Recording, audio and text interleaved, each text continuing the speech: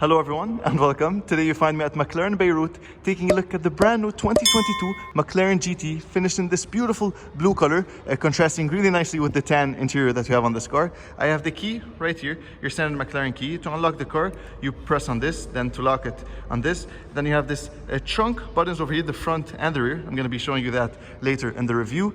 Taking a look at the front, you can see we have a different design styling on the McLaren GT compared to other McLarens. We have two McLaren 720Ss over here, looking beautiful. Very nice spec on both of these cars. Now the McLaren GT is obviously a very different car from these two over there. It's more luxurious, more practical, hence the GT name. If we take a closer look at the front, you can see the openings over here for the cooling. And there's actually an exposed grille over here. I hope you guys can see that. And then a different opening over here, again, for more aero cooling stuff going on. And then again, the nice design that you get on this hood. If we take a look at the wheels, we have 20-inch rims on the front and then 21s in the back. I like the whole luxurious vibe of this car. It's the first time that you see these kind of rims on a McLaren. Now to get inside your McLaren GT, you have this button over here which you press and basically pops open the door, and then you lift it up. Quite an easy way to open the door. And if you take a look at this beautiful interior that you have on this car, I'm going to be jumping into the car later to show you what it's all about. Let's just complete our walk around of the car. You have this huge glass panel over here for your storage spaces, and I like that it's tinted so nobody can actually see what you have inside the trunk. And again, LED taillights on this beautiful looking McLaren GT. Again, different design for the LED taillights. We saw kind of the same on the McLaren Artura, the replacement of the 570S. So I think McLaren is maybe going into that direction. Keep it in simple with the LED strip. And then down at the bottom, we have huge exhaust tips, and you can see, the two-step bumper that you have on this car. And let's not forget, the engine is over here in the back, despite the huge cargo space that we have on this car. I'm going to be showing you that later on in the video. Let's go ahead and jump inside the interior and show you what it's all about. Alright, so I wanted to show you how easy it is to jump inside your McLaren GT. You have this nice leather finish over here, which I quite like. Simply put your foot first, and then easily slide in.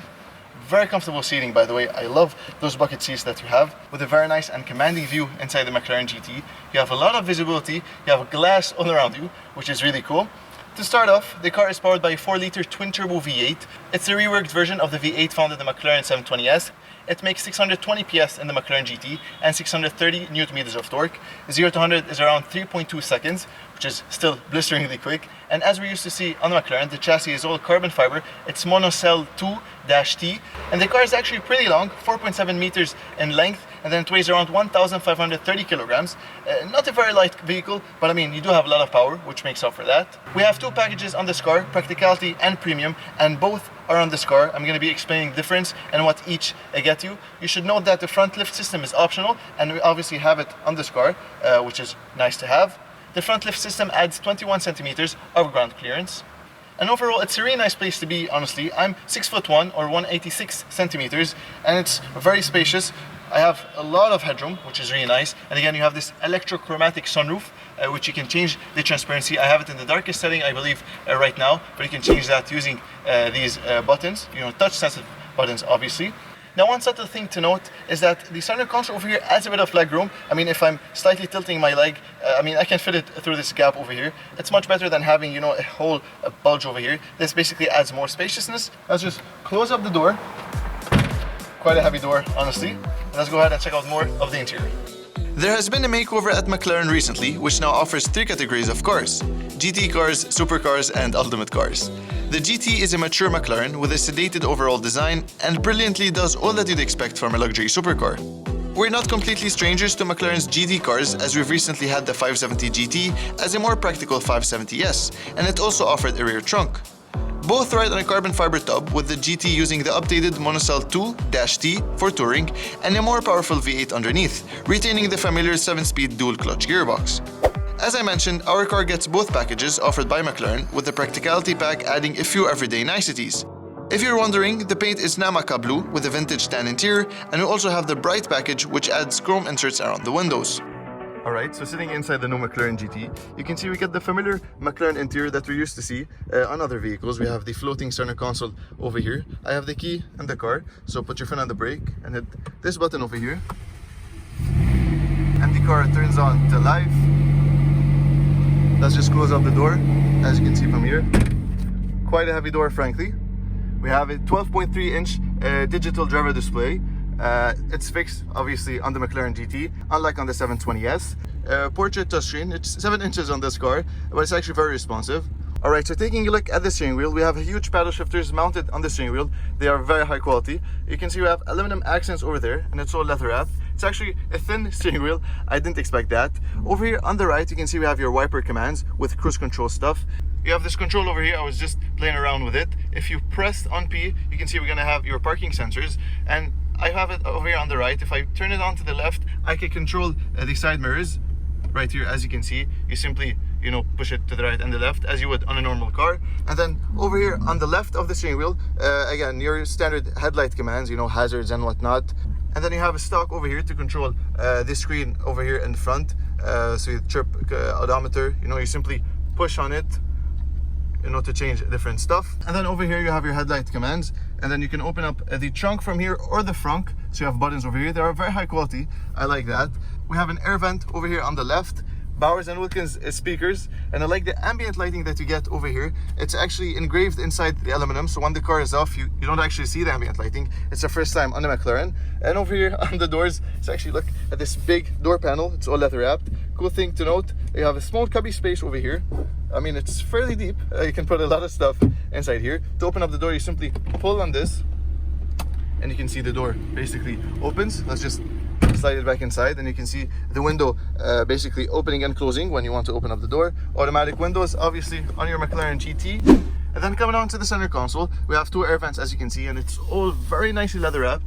Take a look at this ambient lighting. If you want to change that, simply press on ambience, and you can change the different colors over here. You know, it's subtle, and you can actually activate it on the footwell or cockpit. If you want to have it only on the cockpit, on these aluminum accents over here, you simply tap on that, and you can change to whatever color you want. Going back to home, you simply press on this button. We have navigation, obviously, on this car. Again, not the biggest of screens, as you can see, but I mean, it does the job. It's very intuitive and fast, actually. I'm a big fan of that. Go to settings, for example. You have your basic, you know, stuff you can change. If you want to go to climate control, you have this button over here which you press, and I like that you still have the guy with the helmet over here, and you can play around with that. Taking a look at the media, for example, your radio stuff, and you can obviously connect your phone. Now, a cool thing, you still have physical buttons over here. You know, simply go to navigation by pressing this button. Go back to home. This is your volume knob over here. Still a physical knob, which I love. Obviously, in a sports car, you don't want you know, digital stuff fiddling around with your music. You can mute from here, from this button, and then you have this button to go to settings. And then down below, you have the McLaren GT emblem, which is really cool. You have 2 cup holders. Now over here in the center console, you have these 2 dials for your different driving modes. If I press on active, then these controls will basically function. I have it in comfort now. If I simply turn it to sport, you can see the different exhaust note, and you're gonna have sport displayed over here in the instrument panel. If I go to track, you can see the instrument panel changing, and again, the exhaust note, it's louder, and you know it's ready to hit the road. And these are for your different handling modes over here from this button, and traction control, obviously. You have H for handling and P for power, basically your hazards. Pressing that, the nice sound that you get on this car. And then your gears, drive, neutral, and reverse. Obviously, locking and unlocking the car from this button, launch control, and then your auto start stop, which is cool. And then another cup holder over here. And then opening up the center console, you have this button. You press it, and then it opens up. You have a USB port over here, and it's, you know, for first size. I mean, again, you can put some stuff. Opening up the center glove box, you simply press on this button. Small cubby spaces here and there. It's a very practical car. Speaker over there, as you can see. Now, another feature you might have heard of in the McLaren GT, you have this electrochromatic sunroof, which means you can change how much light it gets into the car. You have this button over here, you press, and look how it gets darker, and you can see how it turns kind of a blue shade, which is really cool. Now let's go ahead and check out the trunk inside your McLaren GT. Now, there are many ways to open up the trunk and the frunk over here on your McLaren GT. You have these 2 buttons over here which you press behind the steering wheel. You even have over here on the doors, and then obviously from the key, I want to show you because it's probably the coolest. You can see down at the bottom you have this McLaren silhouette. If I press on the right of the key, you're gonna see it opens up the automatic tailgate, and if I press it on the left, it's gonna open up the trunk. take a look at this huge space that we have. 420 liters to be exact. It's more than a Volkswagen Golf 8, which sits at 380 liters for the boot space. You can see it's finished in this very nice material, and it's obviously against the heat because, don't forget, we have a big V8 sitting under there, and it fits a lot of stuff, obviously, so you can put whatever you want. And you have this nice little cover over here, which you can remove, as you can see. And then to close it up, you have this button. Again, automatic tailgate. I love that they've included that, even though it kind of adds a bit of weight, but I mean, it makes the whole experience more luxurious on your McLaren GT.